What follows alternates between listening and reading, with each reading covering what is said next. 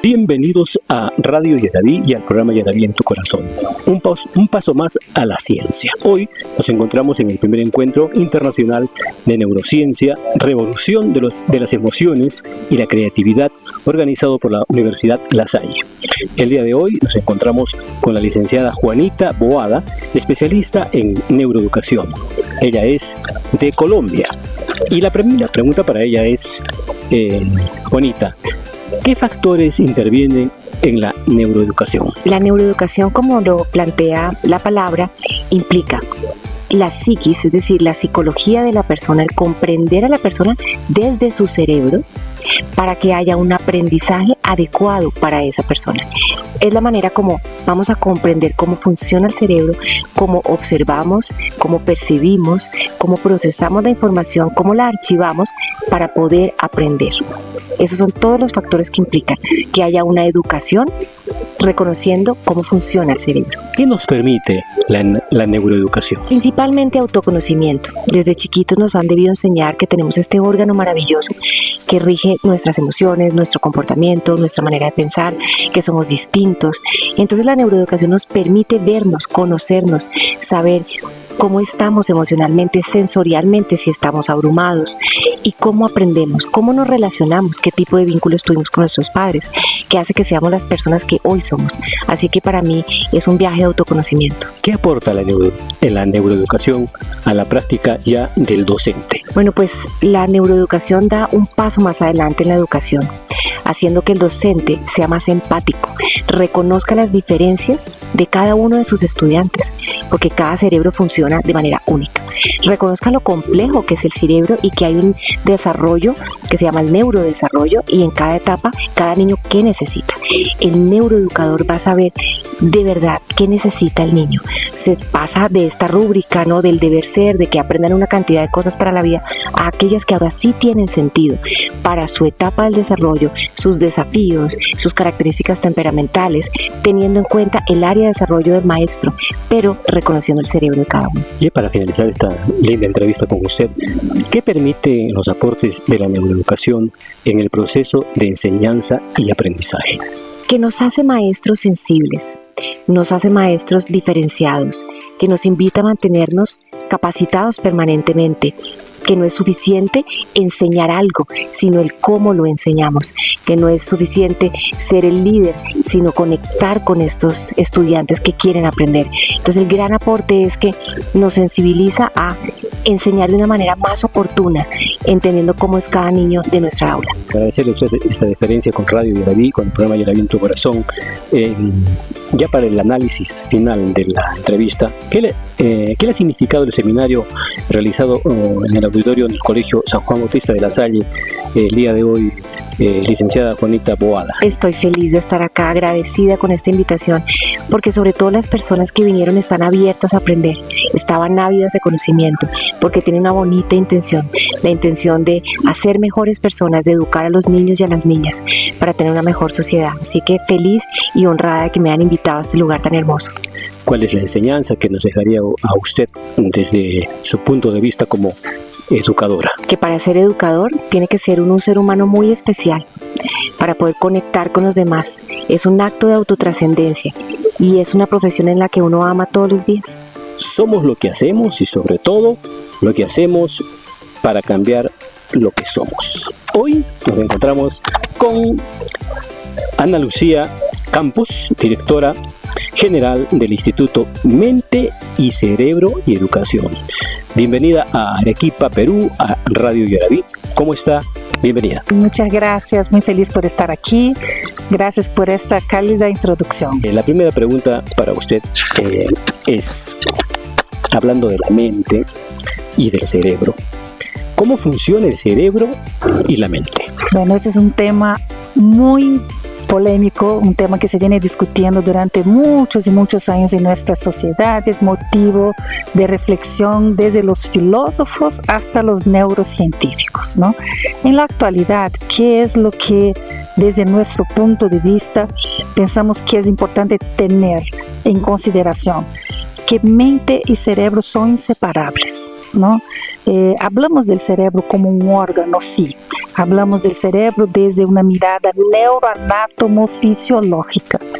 Y muchas veces lo que queremos saber es dónde se encuentra la mente en este órgano desde esta mirada neuroanatomofisiológica. Y lo que hemos visto que es una unión inseparable de mente y cerebro, porque la mente está vinculada con todos esos procesos cognitivos, ¿no? Mis procesos de pensamiento, las formas en que yo interpreto mis estados interiores, entonces también tiene relación con los sentidos, ¿no? Con todo lo que hay a nivel somatosensorial en mi cuerpo. Entonces, en la actualidad, ¿cómo preferimos ver? Preferimos no ver una separación entre mente y cerebro, sino ver que el cerebro, el órgano, ¿no? Esa mirada neuroanatomofisiológica es en comunicación con esta mente, con los procesos cognitivos, mis procesos de pensamiento, de todo lo que me lleva a identificar emociones, comportamientos, mi autoconciencia vinculado con ese componente de la mente. ¿Qué aporta el estudio del cerebro al conocimiento de la mente? Algo interesante que está sucediendo en los últimos años, por ejemplo, es que al entender al cerebro, como estamos entendiendo en la actualidad, porque tenemos neurotecnología, ¿no? Tenemos una tecnología diseñada especialmente para entender al cerebro, porque al comienzo de la historia entendíamos al cerebro cuando estaba con una lesión, entendimos la anatomía del cerebro desde un estado inmórbido, o sea, no tengo vida, pero estoy estudiando su anatomía, o desde estudios en modelos animales. Pero en la actualidad nosotros podemos entender al cerebro humano utilizando neuroimágenes. Entonces, cuando empezamos a estudiar al cerebro a partir de estas neuroimágenes, viendo esa anatomía, esa fisiología, esa comunicación entre las células, comenzamos entonces a extrapolar esos estudios de neuroimágenes y entender componentes tan complejos del cerebro humano que es, por ejemplo, la mente. Entender la conciencia, entender cómo es que nosotros vamos construyendo una metaconciencia, cómo nosotros vamos construyendo una forma de entendernos como seres humanos, lo que acabas de decir al comienzo, para cambiar, ¿no? Entender quiénes somos para poder elevar y transformar quiénes somos. Entonces, los estudios anatómicos, en neuroimágenes del cerebro como un órgano, nos están dando indicaciones claras del funcionamiento de la mente. Por ejemplo, cuando la mente está bajo un estrés tóxico, de los trastornos como la ansiedad, los ataques de pánico, que esto nos lleva a pensamientos, a rasgos mentales, a una función diferente de la mente cuando está alterada. Entonces, sí, los estudios en neurociencia están permitiendo entender a este todo, ¿no? El cerebro y la mente, cómo funcionan. Vamos a cambiar un poquito la temática de la entrevista. Vámonos a la parte educativa y señalar que cómo podemos entonces poner en práctica nuestras ideas de una manera quizás diferente. Hay algo que vamos entendiendo cuando vamos conociendo mejor al ser humano, ¿no? Una de las formas que estamos invitados a entendernos es desde la variabilidad individual, ¿no? Ser diferentes es la regla de ser humanos, ¿no? Entonces, cuando nosotros comenzamos a entender al cerebro humano, comenzamos a entender las posibilidades que tenemos como individuos en construir y reconstruir esta variabilidad individual. Entonces, ¿qué nos permite? Nos permite entender los diferentes talentos, nos permite entender diferentes habilidades, nos permite entender que no se compara, ¿no? Porque cada ser humano en esta individualidad, en esta característica única, tiene determinadas habilidades que son más desarrolladas que otras. Entonces, ¿qué queremos hacer cuando miramos desde este enfoque de la pregunta? Es traer la neurodiversidad a nuestro diálogo. Es entender que somos todos diferentes y esto está bien, esto es correcto, que esta no es la excepción, es la regla del ser humano, y que a partir de esas diferencias individuales construimos una comunidad, ¿no? En años atrás, yo aquí en el Perú, conociendo la historia de Perú, entendí sobre los chasquis, ¿no? Que llevaban los mensajes de un lado a otro corriendo, ¿cierto? Entonces, ¿cuáles eran las características básicas de este cerebro, de esta mente, de este ser humano? Mira las fortalezas que tenía él, pero si lo vamos a agarrar y colocarlo dentro de un molde, él no se encaja en el molde de la sociedad, ¿cierto? Entonces, la visión que tenemos desde la reflexión que estamos haciendo es que para lograr, ¿no?, aplicar todo eso, tenemos que tener una mirada a la variabilidad individual, respetar las diferencias individuales, celebrarlas, encontrar nichos dentro, principalmente de nuestras escuelas, para esas diferencias individuales. ¿Qué tan importante es para usted la gratitud? Porque se dice que expresar gratitud cambia literalmente la estructura molecular de nuestro cerebro, y es que nos mantiene la materia gris en funcionamiento, nos convierte en personas más saludables y más felices. Qué increíble. Realmente, cuando nosotros estamos viendo la ciencia del bienestar, y te felicito por esa pregunta tan hermosa, cuando entramos a investigar el cerebro, el bienestar, cómo ocurre el bienestar en el cerebro, vamos entendiendo que el bienestar se logra con determinados cambios en el comportamiento que no tiene que ver con lo que adquirimos, con lo que compramos, ¿no? Y ahí está la gratitud como uno de los elementos que están siendo investigados en esa ciencia del bienestar. ¿Y por qué está siendo investigada? Exactamente por lo que comentas, porque cuando nosotros ejercemos esta función de sentirnos gratos, de agradecer, la gratitud cambia la forma en que nuestro cerebro trabaja. Tenemos mucho más mensajeros químicos que nos llevan a la sensación de alegría y felicidad en estados de gratitud, en estados de compasión, que finalmente son estados que nosotros seres humanos hemos nacido competentes para eso. Lo que tenemos que hacer es entrenarlos. Agradecer esta diferencia con Radio Yaraví, Arequipa, Perú, con el programa Yaraví en tu corazón, con un aporte más a la educación. Finalmente, la actitud es un excelente medicamento para el alma, es decir, la actitud tiene que ver con nuestra voz interior. Es que estoy enamorada de tus preguntas, que tus preguntas son declaraciones, y es exactamente así. Todo lo que nosotros construimos como seres humanos está vinculado a factores genéticos, epigenéticos y ambientales, ¿no? Entonces hay algo heredado, hay algo aprendido, pero hay algo que está vinculado con nuestra voluntad, con nuestro poder de decisión. Entonces las actitudes que vamos construyendo desde los primeros años de vida pueden ser direccionadas, pueden ser modeladas para que el proceso de desarrollo humano sea espectacular, que nuestras sociedades se vuelvan autorreguladas, se vuelvan pacíficas, ¿no? Que seamos seres humanos que realmente aportemos a que nuestra especie evolucione y no involucione. Y la actitud tiene eso. Tengo algo heredado de mis padres, sí. Tengo algo que se transformó por el estilo de vida del entorno que he crecido y desarrollado, sí. Pero tengo el componente voluntad que construye mi actitud.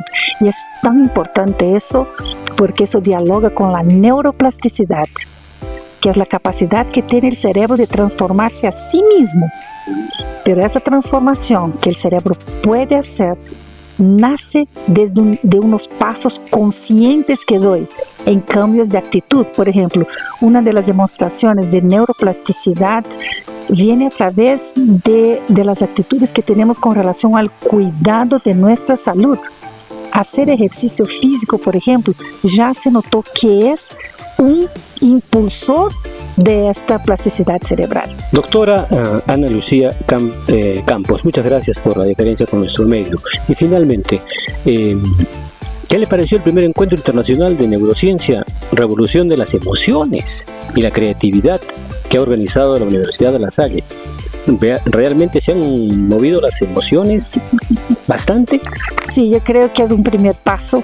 Creo que es un tema nuevo para los profesionales de la educación, porque en los últimos años, cuando los profesionales de educación asistieron a muchas propuestas de formación, Essas propostas estavam muito vinculadas à la didáctica, à la metodologia. Venham para cá aprender como ensinar melhor a matemática. Venham para cá ver tal método para que vocês puedan lograr os resultados que querem no aprendizagem. E que é o que estamos fazendo ahorita? Estamos liderando a nível mundial um movimento para transformar a educação, pensando em um processo que está diariamente nas aulas, que é o processo de desenvolvimento humano, não somente o processo de aprendizagem. Então, estamos mostrando a evidência científica que demuestra que se queres mejores logros en el aprendizaje, las emociones no pueden estar fuera de la escuela. Las emociones tienen que estar. Yo suelo decir a muchas personas que todos quieren abrir la puerta del aprendizaje. El que hace el currículo, ¿no? Los directores, los profesores, los padres, todos quieren abrir la puerta del aprendizaje. Y yo les pregunto, ¿y quién tiene la llave de esta puerta? Y quien tiene la llave es la emoción, ¿no? Pero la emoción es una llave y la llave tiene funciones. ¿Qué hace una llave? Tanto puede abrir como puede cerrar. Y para que una llave entre a una puerta, ¿qué tiene que tener? Un diseño, ¿no? Especializado para que mi llave entre a tu puerta, si no ella no entra. Ahí es donde está lo que comentabas, la mirada de la individualización, de la personalización. Entonces las emociones son importantes, muchísimas. Hay una revolución de las emociones ahorita para llevar al sistema educativo, sí, pero recordando que tenemos que mirar la moneda de los dos lados, porque emociones desagradables provocadas en el entorno educativo no abren la puerta del aprendizaje, bloquean el aprendizaje. Entonces hay que tener emociones agradables, ¿no? Hay que construir esas habilidades socioemocionales para que realmente podamos cambiar el sistema educativo.